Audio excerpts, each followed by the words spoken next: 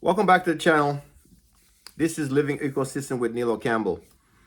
Tonight, we're going to talk about the recent article I posted a couple days ago on LinkedIn. So I'm going to try and drop the link in the description for this article I wrote called From Remote Work to Community Work, a new operating model for the future of companies. Now, for a couple of years, I actually made a post about this concept, but I never really actually made an article highlighting the framework of this model. But in a nutshell, what it's all about is prior to the pandemic, we were pretty much just going to work, same old, same old. Everyone pretty much trying to get to the office at the same time, pretty much. Whether you get in the office at 8 o'clock, 8:15, 9 o'clock, the same thing. And specifically in the region of Atlanta, we've been plagued by our success. The more people come in and we're doing things the antiquated way where everyone has to ship their body to work to be at a job center, which pretty much the main job center is Atlanta or North Atlanta especially. So people just flood there from the metro to go to those limited job centers. And then in the evening time, they're rushing back out to go back to their homes in the metro area. So what that has led to is a huge bottleneck, which is a distribution challenge. If you have a house and there's 100 people in the house, they're having a party, boom, boom, boom, boom, boom, boom. And then some emergency and everyone wants to rush through a 3-foot opening door at the same time, you can't go nowhere. You're going to get stuck. So you have to figure out, how do you manage distribution for people to be dispersed at the right amount of time? So we have to figure out alternative ways to make sure people can actually move about during the productive hours. So sometimes people can have intermediate times where you can say, okay, some go 7, 8, 9, 11, 12, whatever, or you just have people working remotely. So if you're in your area, you have good Wi-Fi connectivity, which most people have access to the internet. Your job may require you to just stay at home, and then you can stay off the streets. And once that happens, now people who do have to travel, they can use the road to travel. Because, for example, we've been abusing the highway systems, the interstates to be exact, because there's a difference between highways and interstates. Interstates are federal owned and controlled, and highways are state owned and controlled. So if everyone is trying to go to work and using the highway because you think that the interstate, I'm messing up. The interstate is supposed to get you there faster. But if there's a bunch of people trying to get to where you're going at the same time, it creates a bottleneck again. So one of the things that we have to work on in the region is, how do we effectively distribute people throughout the day? So therefore, they're not clogging up the infrastructure. It's not that we need more lanes. It's just that we have to have alternative ways to say, how do we take excess traffic off the roads, right? So therefore, there's enough space for people to move about at the required speed limit. Because after a while, if we don't have a proper plan, the region is not going to have a good quality of life. You can say, yeah, it's nice here, nice parks, nice, good culture, but you can't go anywhere. You're stuck. And it goes the opposite of what you see in these car commercials. When you see a beautiful car commercial, it's showing the open road, just you and the car on them open roads and the curvy roads and the mountains, whatever the hell they're taking you, right? But that's not the reality of it. You're going to be stuck on either I-20, I-75, I-85, I-285, and you're not going to go anywhere. So the whole thing that I'm trying to do with planning and giving certain strategic ideas is, how can we reframe our minds and say, how do we work with what we have so we can actually grow smart? Because at the end of the day, and I'll talk about this in some other articles, there's so much I want to share, but I can't put too much in each video. I want to just focus on one topic at a time. That's one thing I'm working on too, is to stay on the actual point. Because sometimes I can get off tangent. I'm talking about one thing and I just go, whoop. But yeah. So anyway, so as I go through this article real quick, I'm not going to go into full details because you can go and read it yourself. My main point that I'm trying to talk about is when we shift somewhat from just remote work, right, to community work, people now can live closer to where they work, right? If you live across the street from where your job is or where you gather with other team members, then there's not any barrier between you and the workplace, which is usually distance that you travel and having the need to get a car to take you from where you live to where you work and from where you work back to where you live. Now you can just walk across the street or a few blocks away, you go into the office, you collaborate, you share ideas in person, and then you go back to your home office space, right? Now, it's not going to work for everyone. It's not for everyone, but it is for people who want to live closer to their workplace, right? Because you think about it, folks who are very progressive, they don't like to be distanced from their work because their life is their work.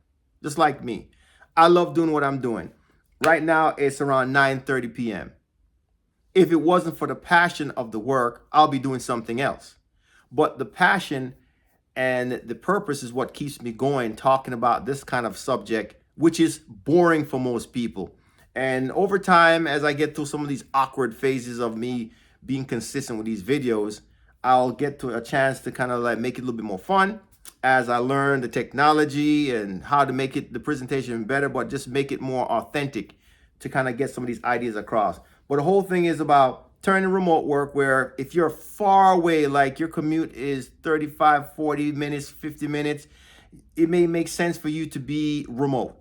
But if you can live closer to your work, then that's homework, right? So it's just kind of like mixing up some concepts. So the core principle is office real estate and long-term leases and furniture storage and those things that we were kind of plagued with where people coming into the office will be somewhat leveled off. Because in my work day job, I pretty much manage operations. And I can tell you, when we have people in the office, they literally tear up the office. We having all kind of problems, right? And sometimes you don't get the best service from the group that manages the facilities because there's just so much things going on. You know, they wear out the faucets and the fixtures. All those things get worn out because there's so much people using it all the time. When you allow people to have the flexibility to say, you know what, my work can be done remotely or can be done, let's say, at my home 2 blocks away, you eliminate the need for creating office space, all right? And therefore, that savings could be reallocated for other important initiatives. So we have to rethink how we operate as a business moving down the road in the future. What else I talk about in this article is pretty good. Proximity. So pretty much I talk about proximity is the key, right? Where employees live near the collaboration spaces, right? So physical space is used intentionally and not habitually. Teams gather for purpose. This is one of the things that is great when you get together with people who are like-minded. You can share ideas. You can see facial expression. You'll see me all the time, my facial expression. People know for having facial expression. That's just Neil, right? But then you just have a beautiful opportunity to really live a good life. And it allows room for growth, smart growth, that is. I'll also write some articles about when we talk about growth for most jurisdictions, cities, and so forth, is it that we really need the volume of people or just the quality of the people who are productive, right? And then I'll talk more about that in some other articles. Some things, for example, people feel like the natives will feel in the neighborhood, they feel that they're being displaced by people who are coming in with new skill set and higher earning potential because some way, somehow, the society or the area they live in or jurisdiction they live in didn't help to equip them to be more highly productive and or high earning to be able to can afford new features and developments that they want to put into a specific area or whatever. So we'll talk about some of those things in another article as I be a little bit more specifics. But companies will benefit from this economically because they save on real estate. They save on all the things they need, even down to the toilet paper and the soap dispensers, those things you save, right? So the essential level includes relocating former workspace expenditures. Yep, you save that. And it even goes into smart growth where you repurpose things like infill. How do you take advantage of existing land that's underutilized? Those kind of things, right? Without giving out too much details about these things. We talk about mixed middle housing, fourplexes, how to take advantage of those housing typologies, right? And then, of course, we kind of say, okay, how do we transition from a campus to more of a connected communities? And you'll hear me talk about community more often in these videos and in my writing, because most people don't understand what community is all about, or what is the difference between a community and a neighborhood. Most subdivisions say they're a community, but they're really not a community because people just live there. They don't know the neighbor to the left, neighbor to the right, or the neighbor across the street or behind the house. All right. A community is where a collective group of people who share similar goals and values come together and they support each other. Even if you don't have a close supportive relationship with your biological family members, when you're in a real community, they take it up an extra notch or two, right? They can support you if you're down, you lose your job, or you need a hand up. Your community is there for you. You need to go back to school to get new skill set. Your community will finance that. You don't have to get stressed out going to other people, neighborhoods, or begging strangers for favors. Your community picks you up. And I believe a lot of the so-called communities have lost those attributes of what a real community is. And the real communities, they know what I'm talking about. You get support and you have protection to become your best self. All right. So it's like, what happens to the areas that are somewhat remote in the metro area, those little bedroom communities? With, of course, remote work, it allows them to be reactivated, right? So no longer is this like dead during the day and comes alive in the evening time. And then also you see some parts in the big city where I work, the evening time, the downtown is dead because some way, somehow, people didn't think to have housing mixed with the commercial district. You have to have a balance. Just like you go to New York, most places in New York, you have commercial, residential, a mix. So therefore, the city is alive all day long, 24 hours a day. They say the city never go to sleep because it has a balance of use. If you just have business use, when the evening time comes, your place is going to be dead. All right? Because people are going into the metro.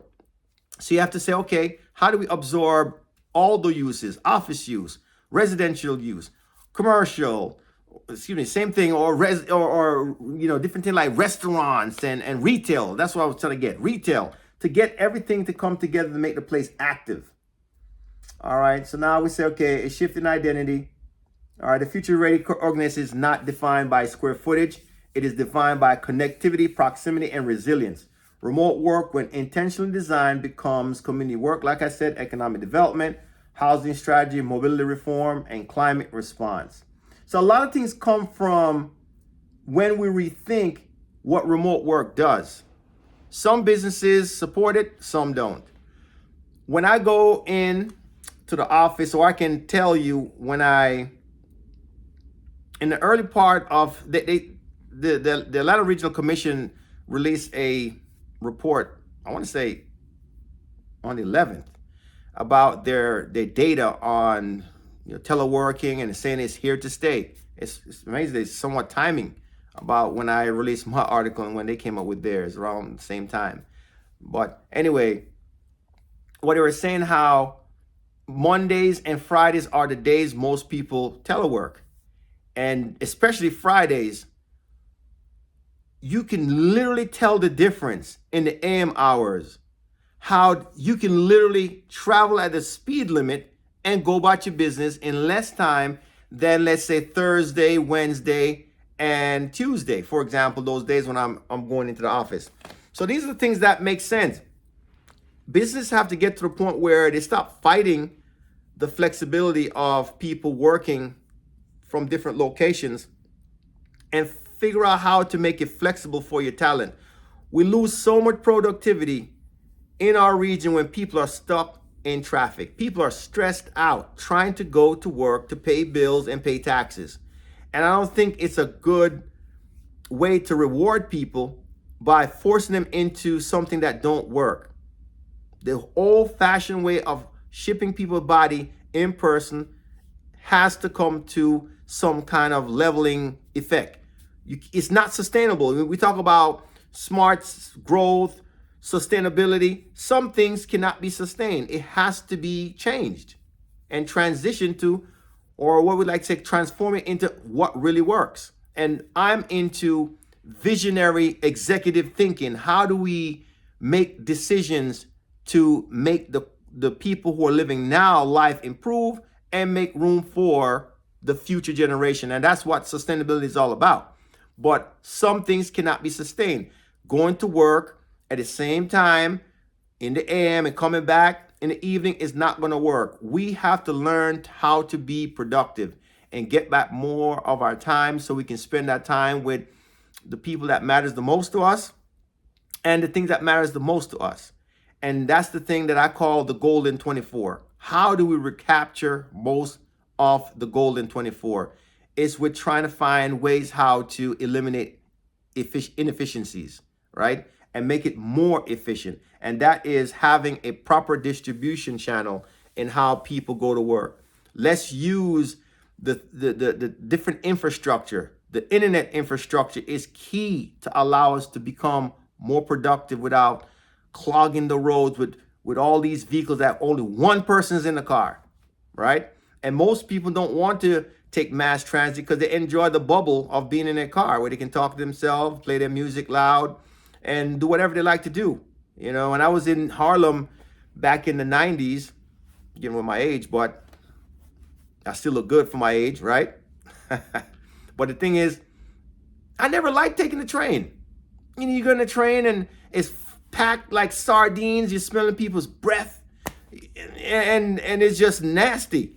And the handlebar, you have to hold on to it. If somebody have sweaty hands, some people may like that, but I never like it. And I know it works when you have great mass of people together without having a whole bunch of vehicles with one people driving. But I never liked this whole mass transit where I'm with a bunch of people and spreading germs, right? I kind of like the South because the South gives space.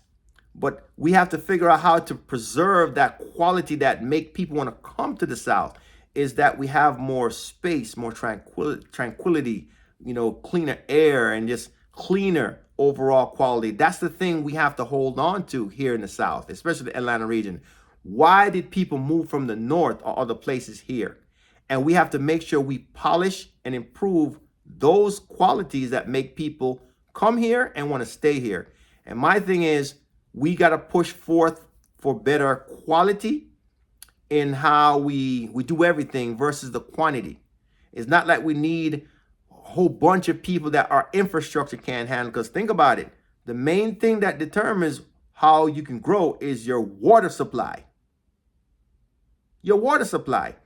There's so much challenges with water. There's some laws where you can't even catch water that comes from the rain. It has to flow downstream. That's why most waters are controlled by the state, right? Right? It's controlled by the state.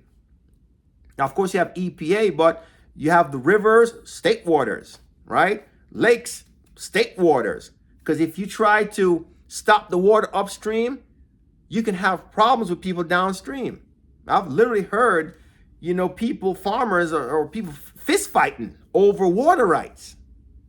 So when you think about growth, you have to think about all the mechanics that make it able for you to say, yes, I can grow. You have to look at your capacity and say, okay, where are our capacity? Are we at 80% capacity, 90%, 95, 99, or over capacity? Because if you're over your capacity for infrastructure, it's not going to work. And that's why When I talk about in this article, it's specific to the road infrastructure capacity. We're at capacity.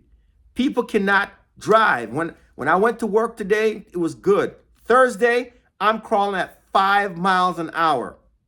When you can drive 55 miles or more in different areas of the interstate, that's not sustainable.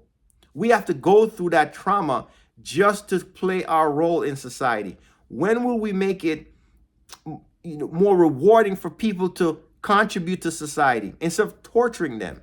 They always say if you build it, they will come. Why are we not doing that? Right? People just want a solution, and we have the solution. People need to have a way where they can work some days at home and some days they're in the office, not the full day, right? So when he says someone come in, you need to come in the office 4 days, what is that all about? Or 3 days, what is that all about? You're still saying come in the office a certain time. And then everyone's trying to get in the office a certain time. The roads are clogged. The exits are clogged. Everything is clogged. And you're sitting down saying, how am I going to get to work at the time they want me to be at work when everyone is blocking my way? Construction everywhere, right? And there's some inconsiderate people who don't want to do the right thing. Sometimes they're having road work, and these people to me seem incompetent that's working on the roads. They're blocking off lanes just to do some little simple work, right? And you're trying to get to work. Why can't they do this work during off-peak hours, like let's say between 12 a.m. to let's say 5 or 4 a.m. or something like that, or 10 to 4 or 5, to respect people who have to commute, who have to use the infrastructure.